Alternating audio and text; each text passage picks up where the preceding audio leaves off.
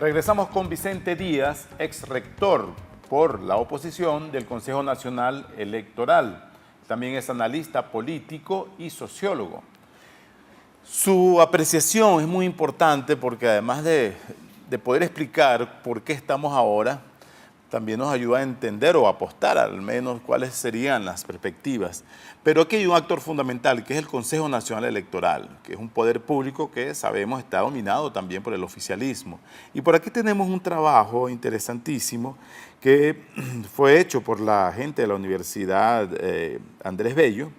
El padre José Virtuoso, el rector, lo explicaba el otro día en los resultados de una encuesta. Entonces, por aquí tenemos que 43% de los consultados considera que el ente comicial no es autónomo ni independiente, mientras que 11% lo supone autónomo, aunque solamente parcialmente. Esto significa un 54% de percepción de que es oficialista. También otras apreciaciones señalaban que la confiabilidad de los rectores del CNE está en 21,3% y el 25% dice que son nada confiables, 19% que son poco confiables y solamente 31% confían en los rectores. Es fundamental, pues como usted decía hace poco, es con un gran partido y el árbitro, el rector en este caso, es fundamental. ¿Por qué esta percepción del Consejo Electoral podría ser tan determinante ahora? Mire, yo creo que la percepción sobre el Consejo Nacional Electoral no va a ser determinante. Yo lamento mucho estas cifras, las lamento. Cuando yo entré al Consejo Nacional Electoral en el 2006, las cifras estaban peores. Sí. ¿No? Acuérdate que veníamos de la abstención del 2005, donde la oposición se había negado a participar, había toda aquella mitología de que con la cactahuella se sabía por qué votaba la gente, todo este tema. Y hay un esfuerzo notable para mejorar las garantías que terminó llevando a la gente a votar masivamente. Yo no creo que esa percepción del árbitro sea fatal. ¿En qué sentido? En el sentido que lo ideal sería que efectivamente hubiese una mejor percepción del árbitro, pero el hecho concreto es que no la hay, ¿verdad? Pero esa mala percepción sobre el árbitro también la había cuando destituyeron a Ceballos y destituyeron a Escarano. Y sin embargo, el CNE correctamente convoca a esas elecciones, se realizan las elecciones y el porcentaje de votación fue mayor que el que hubo cuando los nombraron. Sí, una votación masiva. Con independencia de si la gente confiaba o no en el CNE, porque la gente lo que confía es que el resultado se va a respetar. La gente sabe que su voto, la gente sabe dos cosas, que su voto no lo pueden cambiar ni manipular y sabe que su voto está, su identidad está resguardada. Ajá. Esas dos cosas hacen que la gente igualmente vaya a votar. Y de hecho ha habido toda una estrategia de parte de algunos sectores gubernamentales de tratar de hacer ver que el voto no es secreto, de que vamos a saber por quién vota, de que te vamos a perseguir en el trabajo si tú votas por fulano de tal. Esas cosas han sido derrotadas por la propia opinión pública y la propia experiencia de la gente. La gente sabe que eso no es verdad, en primer lugar. En segundo lugar, creo que ha habido una mala política de la oposición con respecto al CNE. Una mala política de la oposición con respecto al CNE. Y de la oposición radical. De la oposición radical y de la no radical. Porque había una política con respecto al árbitro confrontacional. Y yo creo que aquí no tiene que haber política confrontacional con el gobierno, porque aquí el origen del problema no es el árbitro. El origen del problema es que hay un gobierno ventajista, abusador, que utiliza los recursos públicos para hacer campaña electoral, para hacer campaña y para manejar el entorno de la elección. Y ese gobierno tiene mayoría en la Asamblea Nacional, quien es quien designa al árbitro. Para tener un Consejo Nacional Electoral diferente y parecido más a lo que la gente quisiera, estoy hablando del público opositor, porque probablemente el público chavista está muy contento con esa realidad. Para que eso suceda, hay que primero lograr tener la mayoría de los votos en quien designa ese árbitro, y eso es la Asamblea Nacional. Entonces, hay gente que pone la carreta delante de los caballos. Entonces dice, para ir a la elección tenemos que tener otro árbitro. Pero vale, si es que para tener otro árbitro, primero hay que ir a la elección y ganar la elección. Y ganar la Asamblea Nacional y luego seleccionar a los rectores. Para que tengas una idea, en el 2016 se le vence el periodo a 2 de las rectoras. a las dos rectoras que no fueron renovadas en esta oportunidad. Bueno, esa Asamblea Nacional que se va a elegir ahora es quien tiene que designar esas autoridades. No vamos a votar porque el árbitro no nos gusta y entonces de nuevo esa designación la va a hacer el partido de gobierno. O al contrario, vamos allá a votar, tomar control sobre la Asamblea Nacional para que entonces esa designación se haga de forma como manda la Constitución, en la cual ambas partes tienen que llegar a un acuerdo para construir una mayoría calificada que permita designar a esas autoridades. Entonces, la percepción del árbitro, obviamente que no es la que quisiéramos todos los venezolanos.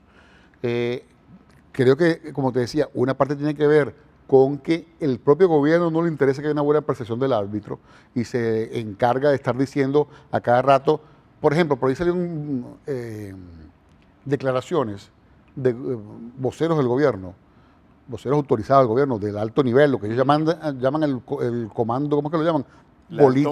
Alto mando político militar, no sé qué cosa, esa cosa un poco cursi, que el gobierno, gente que está en ese alto mando político militar, dice, bueno, ahora hemos decidido que mejor adelantamos la elección, como que es mejor adelantar la elección.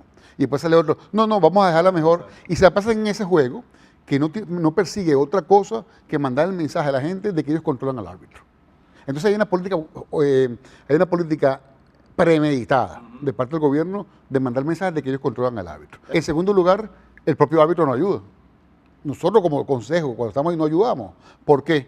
Bueno, porque frente a violaciones flagrantes de la normativa electoral, propaganda en los periódicos un día de las elecciones, bueno, por ejemplo, no lo sancionaban. Ni siquiera eso.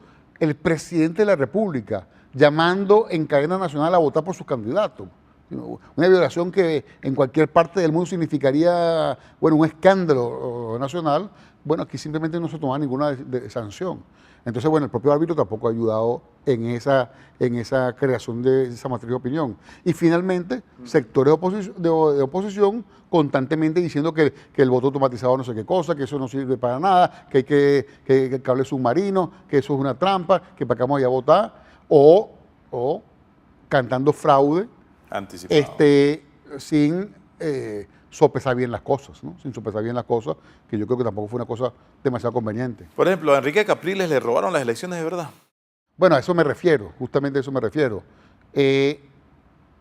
Enrique Capriles hizo una campaña heroica, heroica, al punto de que cuando lanzaron a Enrique Capriles de candidatos, recién fallecido el presidente Chávez, mucha gente decía, lo están postulando algunos partidos, que no era su partido precisamente, no era Primera Justicia, lo están postulando para quemarlo, ¿no? Para que vaya a la elección, pierda y ya se descalifica como candidato para futuras elecciones. Había gente que en ese juego político pensaba de esa manera y le recomendaban al propio Enrique Capriles que no se lanzara, porque no había forma de ganar esa elección. Porque bueno, frente a la enorme carga emocional que significó la muerte de Chávez, que gravitó enormemente sobre el país, indudablemente, bueno, porque Chávez es un líder histórico, eso no puede poner en cuestión nadie, para algunos para bien, para otros para mal, pero es un líder de peso histórico en Venezuela y fallece en el ejercicio del poder, y esa carga emocional que significó la muerte del presidente de la República, obviamente que gravitaba sobre el hecho electoral, y parecía imposible remontar esa cuesta. Sin embargo, bueno, Enrique asumió esa responsabilidad y la asumió de una manera heroica. Bueno, todos nos quedamos asombrados de la increíble entrega y compromiso de Enrique Capriles. Bueno, por ejemplo, parte del ventajismo. Los aviones en los que él volaba para hacer campaña y trasladarse por todo el país, les prohibieron volar.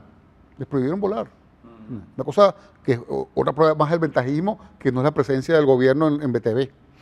Iba en un autobús, en una caravana de carros por un sitio y impedían entrar a ese sitio, le ponían barricadas de gente, el pueblo le llamaban ellos, el pueblo que no lo quiere, que no quería que entrara, y él tenía que meterse con lanchas y entrar y hacer, bueno, subterfugio para poder llegar al sitio donde tenían las comunicaciones. Es una campaña épica, heroica, él contra el Estado.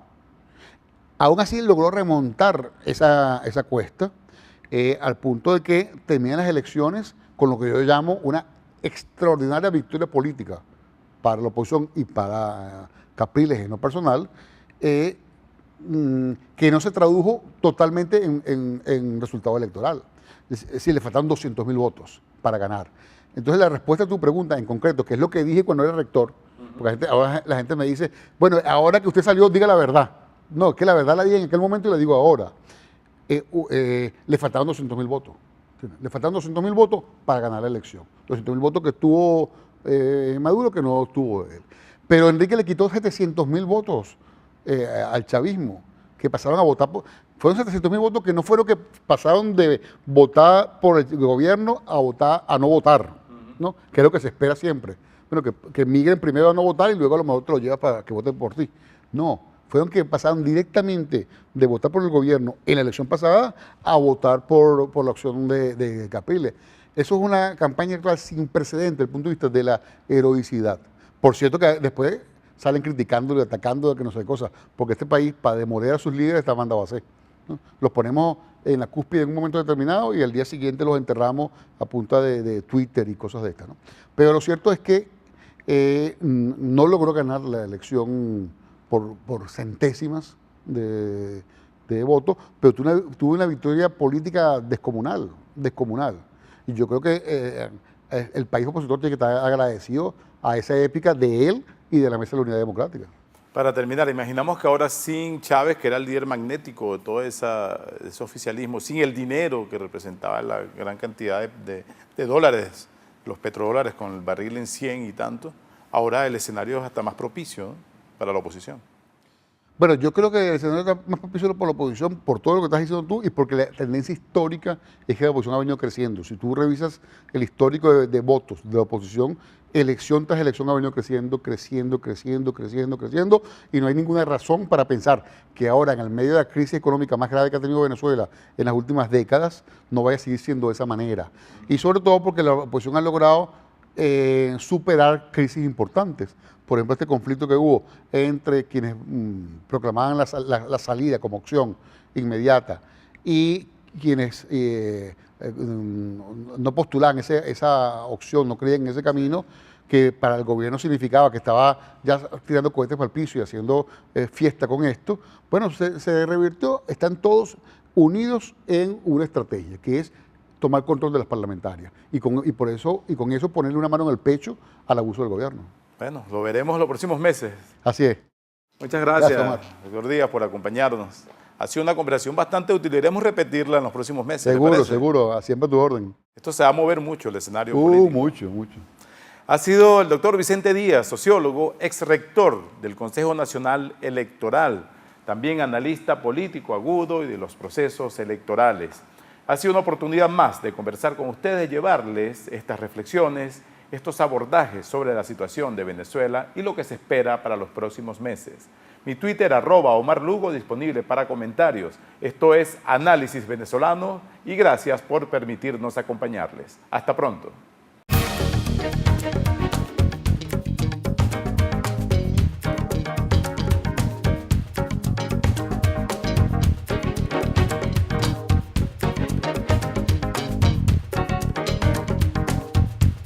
Quality Engines, elestimulo.com presentó.